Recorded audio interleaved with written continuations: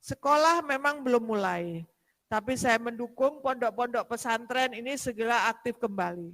Karena anak-anak ini aman di dalam pondok pesantren apabila di pondok pesantren itu mengikuti protokol COVID. Oleh karenanya saya mendukung para santri segera kembali ke pondok pesantren dan pemerintah mengantisipasi hal-hal yang tidak diinginkan dengan menyediakan rapid test gratis untuk 50.000 santri. Kota lain tidak menyediakan. Tapi kami di sini mengambil sikap karena kami yakini anak-anak lebih baik cepat balik ke pondok dan lebih aman di dalam pondok. Oleh karenanya untuk sekolah-sekolah yang ada di pondok pesantren, gugus tugas COVID-19 menyediakan wastafel-wastafel yang diberikan kepada sekolah-sekolah di dalam pondok pesantren itu. Setiap kelas kita pasang 2 wastafel untuk antrian masuk kelas, keluar kelas, cuci tangan. Meskipun sekolah formalnya belum mulai tatap muka. Nantinya di kelas-kelas yang di luar pondok juga kita siapkan. Tapi yang kita selesaikan yang di dalam pondok dulu. Untuk kepada para wali santri, tahan diri, jangan tengok dulu ke pondok pesantren, karena orang yang riwa-riwi ini juga berisiko. Biarlah anak-anak kita aman di dalam pondok pesantren. Pasrahkan dalam pondok pesantren. Kemarin kita juga bantu para santri yang tidak mudik, walaupun bukan anak Jember. Ini saatnya gotong royong dunia.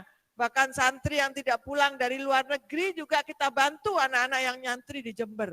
Dari luar Jawa, luar kota kita juga bantu di sini.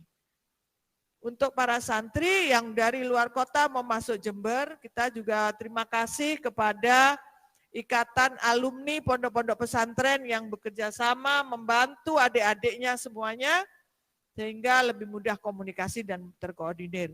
Yang dari luar bisa dibantu untuk akomodasinya menggunakan bus yang sewanya dibiayai dari pemerintah Kabupaten Jember. Yang penting anak-anak itu bisa berangkat sama-sama masuk. Sebelum masuk ke pondok kita rapid test, yang non reaktif semua boleh langsung masuk ke pondok. Yang reaktif diperiksa swab.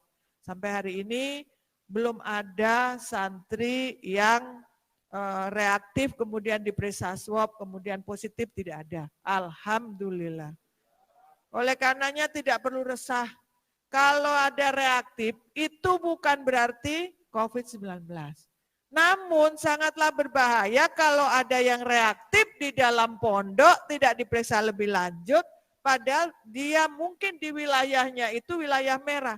Karena ini bisa membahayakan pondok yang sudah steril dari virus ini, satu orang ini bisa menulari seluruh pondok. Terima kasih kepada para pengasuh pondok pesantren yang telah bekerja sama dengan baik. Kita terus akan membenahi diri. Santri-santri juga kita kemarin siapkan masker, juga alas untuk sholat. Bukan sajadah saja, tetapi ini fungsinya adalah bagian daripada protokol COVID. Karena untuk di tempat umum lebih baik anak-anak ini bawa alas sendiri-sendiri. Untuk di tempat yang digunakan bersama-sama lebih baik anak-anak ini membawa alas sendiri-sendiri. Bertawakal bukan berarti meninggalkan protokol COVID. Protokol COVID bukan sesuatu yang mengada-ada. Protokol COVID ini ada ilmunya. Dan sebagai orang beriman, kita percayakan segala sesuatu kepada ahlinya. Saya juga mohon doa restu karena minggu ini dari Dewan Pendidikan saya amanatkan untuk menyelesaikan buku panduan sholawat anak Jember. Mudah-mudahan ini menjadikan anak-anak kita menjadi generasi yang tangguh. Dan untuk tadi ada pertanyaan apakah yang S2 itu beasiswanya sudah cair? Seingat saya sudah ditandatangani dan sudah diproses.